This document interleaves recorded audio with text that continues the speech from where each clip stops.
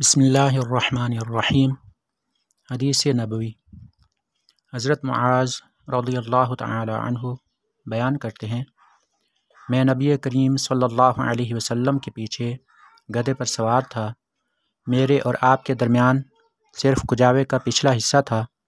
آپ صلی اللہ علیہ وسلم نے فرمایا، معاذ، کیا تم جانتے ہو کہ اللہ کا اپنے بندوں پر کیا حق ہے؟ میں نے عرض کیا، اللہ اور اس کے رسول بہتر جانتے ہیں۔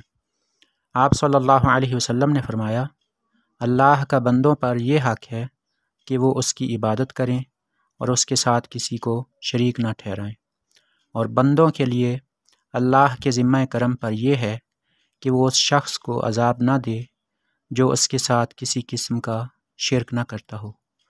میں نے عرض کیا، یا رسول اللہ، کیا میں لوگوں کو اس کی بشارت نہ دے دوں؟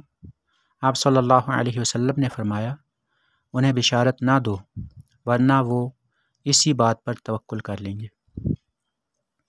اس حدیث پاک میں یہ بیان فرمایا گیا ہے کہ نبی کریم صلی اللہ علیہ وسلم ایک گدھے پر سوار تھے۔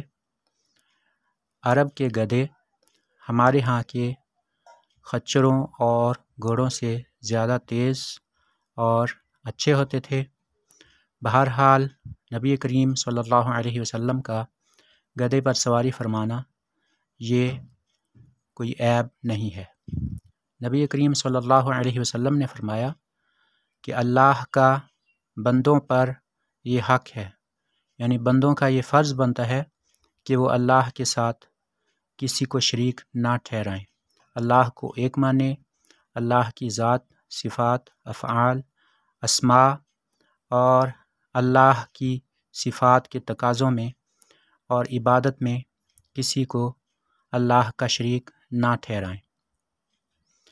اور نبی پاک نے فرمایا کہ اللہ کے ذمہ کرم پر یہ ہے کہ وہ موحد کو، یعنی اس شخص کو جو اللہ کے ساتھ کسی قسم کا شرک نہیں کرتا، اس کو جہنم کا عذاب نہ دے۔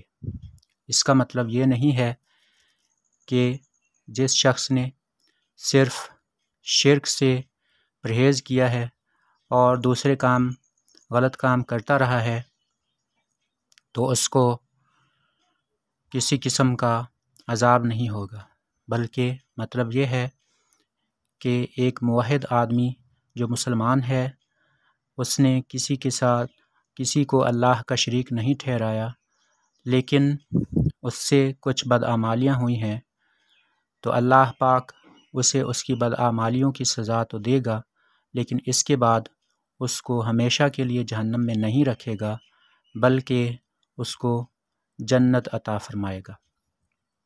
اس حدیث پاک کو بیان کرنے سے نبی پاک نے صحابی کو اس وقت کے لیے منع فرمایا تھا تاکہ لوگ صرف اسی بات پر، یعنی شرک سے پرہیز پر توکل نہ کریں، بلکہ اچھے اعمال بھی کرتے رہیں۔ اللہ پاک ہمیں شرک سے بچتے رہنے کی توفیق عطا فرمائے۔